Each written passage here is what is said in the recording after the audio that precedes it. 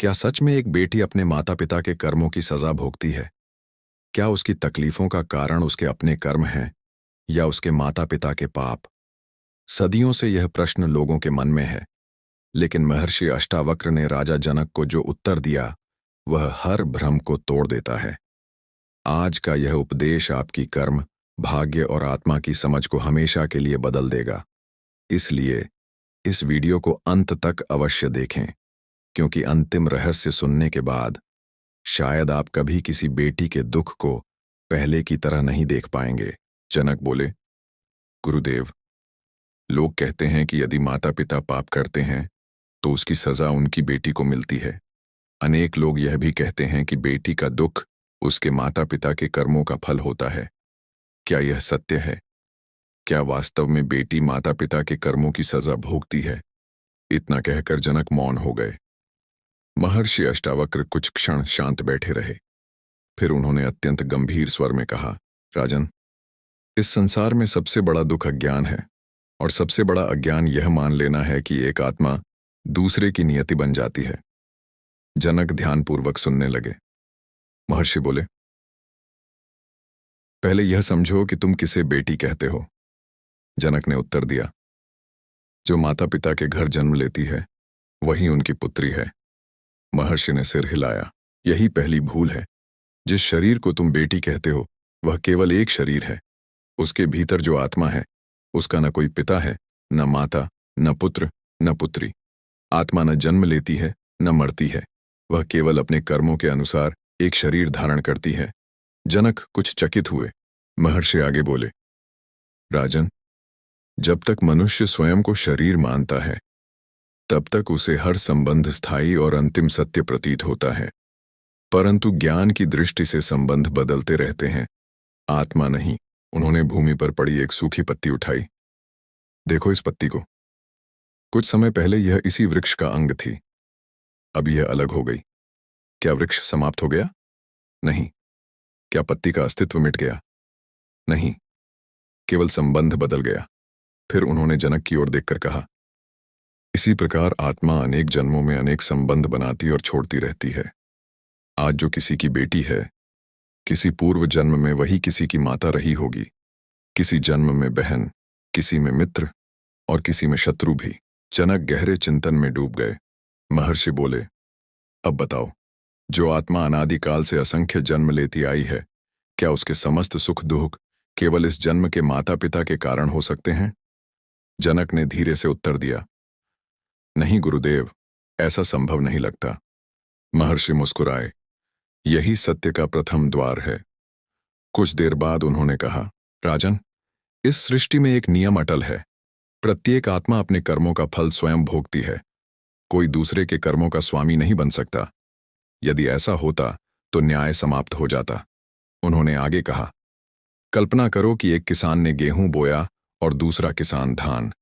वर्षा समान हुई, सूर्य समान रहा, पृथ्वी भी समान रही, फिर भी दोनों के खेतों में अलग अलग फसल उगी। क्यों? जनक बोले, क्योंकि बीज अलग थे। महर्षि ने कहा, ठीक वैसे ही प्रत्येक आत्मा अपने कर्मों के बीज लेकर जन्म लेती है। माता पिता भूमि के समान हैं, पर बीज आत्मा अपने साथ लाती है। यह सुनकर जनक की आंखों में आश्चर्य था। तो क्या माता पिता का कोई प्रभाव नहीं होता? महर्षि ने तुरंत उत्तर दिया, प्रभाव होता है पर अधिकार नहीं। उन्होंने समझाया, माता पिता संतान को शरीर देते हैं, पालन पोषण देते हैं, संस्कार देते हैं, वातावरण देते हैं, पर आत्मा का प्रारंभिक कर्म फल वे नहीं बनाते, वह तो पहले से साथ आता है।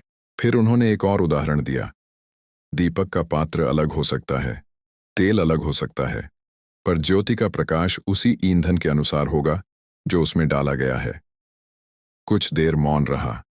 महर्षि ने पुनः कहा, राजन, लोग जब किसी बेटी को कष्ट में देखते हैं तो तुरंत कह देते हैं, यह माता पिता के पापों का फल है, पर यह कथन अधूरा है, क्योंकि उन्हें आत्मा के अनगिनत जन्मों का ज्ञान नहीं।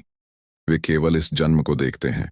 उन्होंने आगे कहा, जिस प्रकार कोई मनुष्य नदी का केवल एक मोड़ देखकर उसके पूरे प्रवाह का निर्णय नहीं कर सकता, उसी प्रकार एक जन्म देखकर किसी आत्मा के संपूर्ण कर्मों का निर्णय नहीं किया जा सकता। जनक का हृदय धीरे धीरे शांत होने लगा। महर्षि ने कहा, एक बात सदा स्मरण रखना, दूसरों के दुख का कारण बताने में मनुष्य बहुत शीघ्रता करता है, पर कर्म का रहस्य अत्यंत सूक्ष्म है। फिर उन्होंने गंभीर स्वर में कहा, हाँ, माता पिता के कर्मों का प्रभाव बेटी के जीवन पर पड़ सकता है। उनके व्यवहार, संस्कार, वातावरण और निर्णयों के माध्यम से। यदि घर में हिंसा होगी तो बेटी का मन प्रभावित होगा।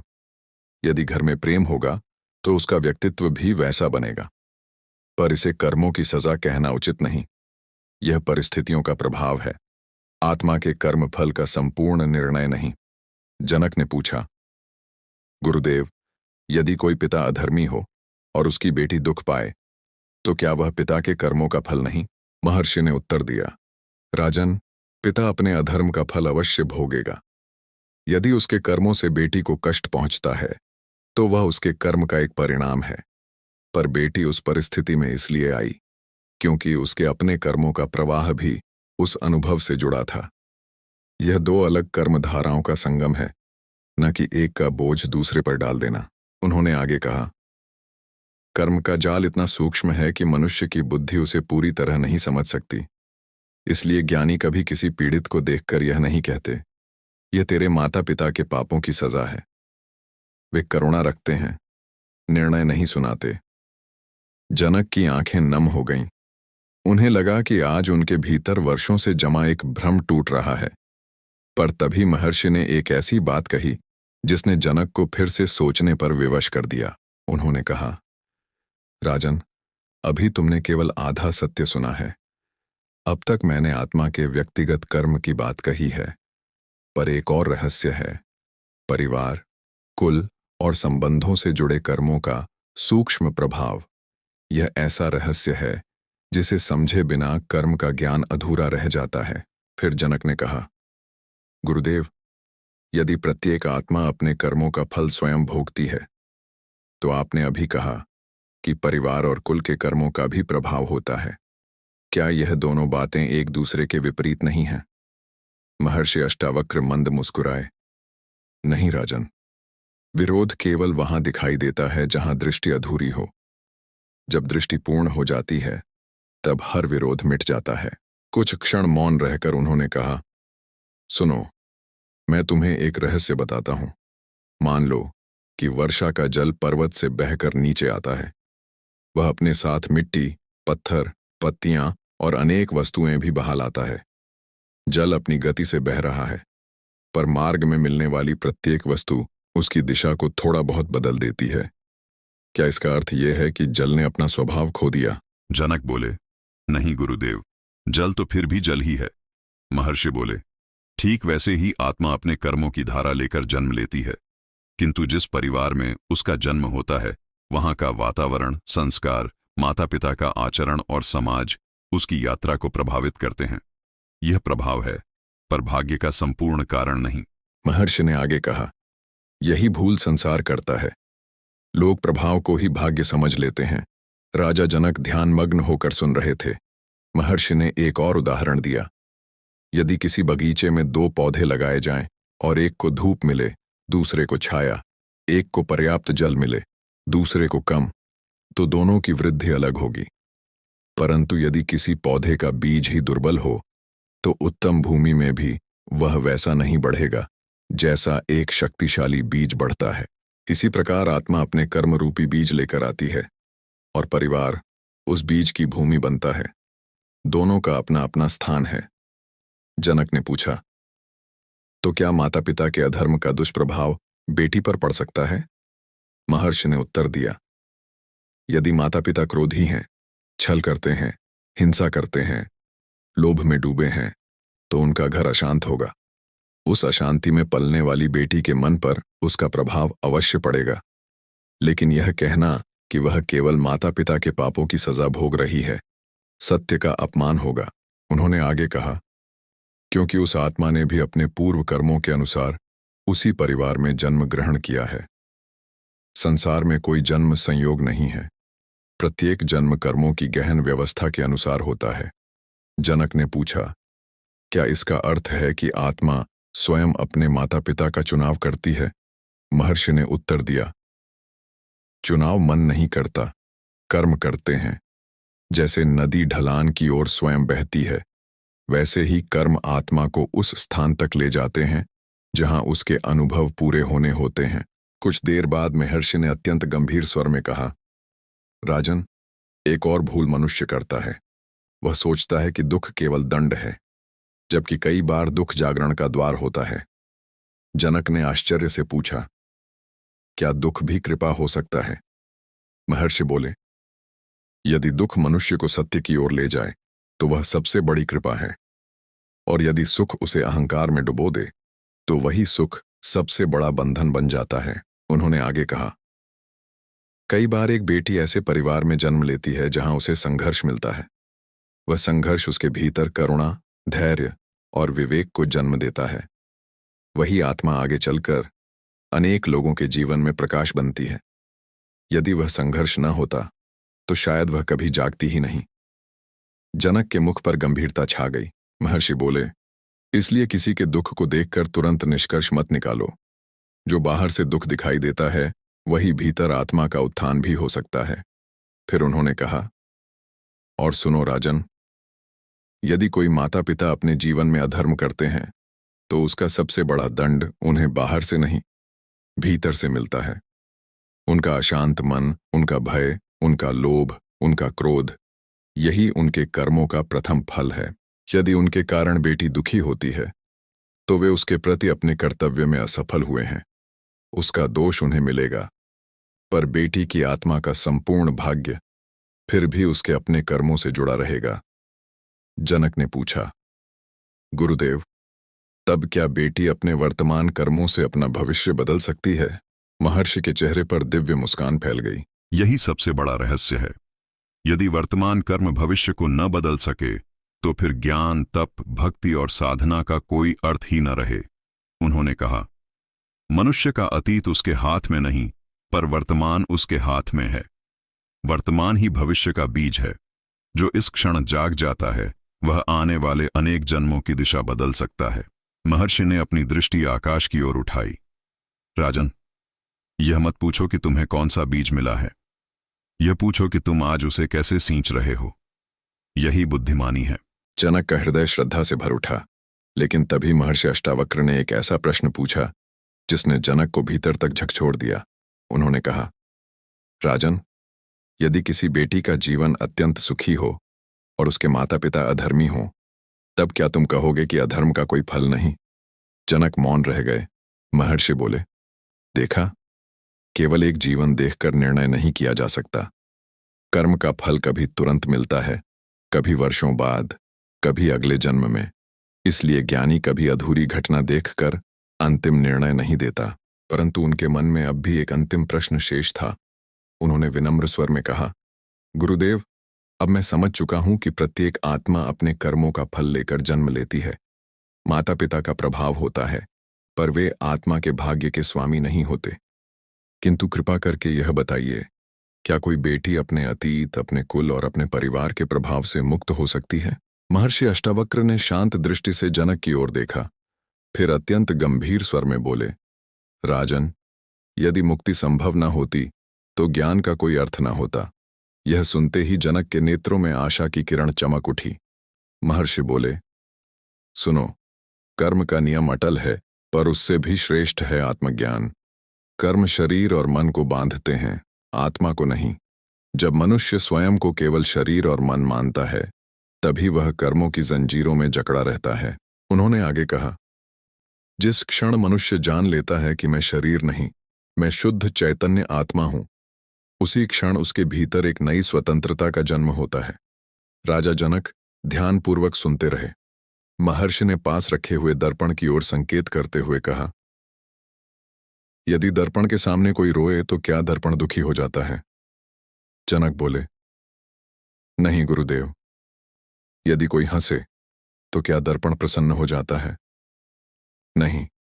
महर्षि मुस्कुराए, आत्मा भी उसी दर्पण के समान है। सुख और दुख उसमें प्रतिबिंबित होते हैं, पर उसे स्पर्श नहीं कर पाते। फिर उन्होंने कहा, समस्या यह नहीं कि मनुष्य कर्म करता है, समस्या यह है कि वह स्वयं को कर्मों का कर्ता मान बैठता है। कुछ क्षण बाद उन्होंने आगे कहा, राजन, बहुत सी बेटियां अपने जीवन में यह सोचकर टूट जाती हैं कि मेरे माता पिता के कारण मेरा जीवन ऐसा हो गया। यह विचार उन्हें भीतर से दुर्बल बना देता है, पर जो यह समझ लेती है कि मेरा वर्तमान मेरे हाथ में है, वह अपने भविष्य को बदलने की शक्ति प्राप्त कर लेती है। जनक ने पूछा, तो क्या वर्तमान कर्म वास्तव में अतीत को पराजित कर सकते हैं? महर्षि बोले, अतीत को मिटाया नहीं जा सकता, पर वर्तमान के प्रकाश से उसके अंधकार को समाप्त किया जा सकता है। उन्होंने उदाहरण दिया, यदि किसी कक्ष में 1000 वर्षों से अंधकार हो और तुम आज एक दीपक जला दो, तो क्या अंधकार यह कहेगा कि मैं 1000 वर्ष पुराना हूं, इसलिए नहीं जाऊंगा? जनक मुस्कुराए, नहीं गुरुदेव, प्रकाश आते ही अंधकार चला जाएगा। महर्षि बोले, यही ज्ञान है। अज्ञान चाहे कितने जन्मों का हो, आत्मज्ञान का एक क्षण उसे भेद देता है। फिर उन्होंने अपनी वाणी में करुणा भरते हुए कहा, बे, यदि किसी बेटी के माता पिता ने भूलें की हैं, तो वह उनसे सीख ले, उन्हें दोहराए नहीं। यदि परिवार में क्रोध था, तो वह करुणा चुने। यदि छल था, तो वह सत्य चुने। यदि घृणा थी, तो वह प्रेम चुने। यही कर्म बंधन को तोड़ने का मार्ग है। राजा जनक की आंखें नम हो गईं। महर्षि ने आगे कहा, याद रखो राजन, मनुष्य अपने जन्म का चयन नहीं करता, पर अपने जीवन की दिशा अवश्य चुन सकता है। उन्होंने फिर कहा, संसार में 2 प्रकार के लोग होते हैं। एक वे जो जीवन भर अपने अतीत को दोष देते रहते हैं, दूसरे वे जो उसी अतीत को अपनी जागृति का कारण बना लेते हैं। पहले लोग बंधन में रहते हैं, दूसरे लोग मुक्त हो जाते हैं। कुछ क्षण मौन छाया रहा। फिर महर्षि ने वह वाक्य कहा जिसने जनक के हृदय को भीतर तक प्रकाशित कर दिया, राजन, किसी बेटी का सबसे बड़ा परिचय यह नहीं कि वह किस घर में जन्मी, उसका सबसे बड़ा परिचय यह है कि उसने अपने भीतर कौन सा प्रकाश जगाया। जनक ने हाथ जोड़ लिए, गुरुदेव, अब मैं समझ गया कि किसी बेटी को यह कहना कि तू अपने माता पिता के पापों की सजा भोग रही है, यह अज्ञान है। महर्षि ने संतोषपूर्वक कहा, हाँ राजन, ऐसा कहना सत्य का अपमान है। महर्षि अष्टावक्र ने अंतिम बार जनक की ओर देखकर कहा, राजन, संसार दोष खोजने में लगा है, पर ज्ञानी समाधान खोजता है। इसीलिए किसी के दुख का निर्णय मत करो, उसके जीवन में प्रकाश बनने का प्रयास करो। यही धर्म है, यही करुणा है और यही सच्चा ज्ञान है। महर्षि अष्टावक्र ने उन्हें आशीर्वाद देते हुए कहा, जाओ राजन, अपने राज्य में यह ज्ञान फैलाओ कि मनुष्य अपने अतीत का बंदी नहीं, अपने जागरण का निर्माता है। जो स्वयं को आत्मा जान लेता है, उसके लिए न भय शेष रहता है, न दोषारोपण, न बंधन। वही सच्ची मुक्ति है। यदि इस उपदेश ने आपके मन का कोई भ्रम दूर किया हो, तो इसे केवल एक कथा न समझें, बल्कि अपने जीवन में करुणा, विवेक और आत्मचिंतन का दीपक जलाएं। क्योंकि महर्षि अष्टावक्र का संदेश यही है, दोष मत खोजो, सत्य को जानो, बंधन मत गिनो, आत्मा को पहचानो।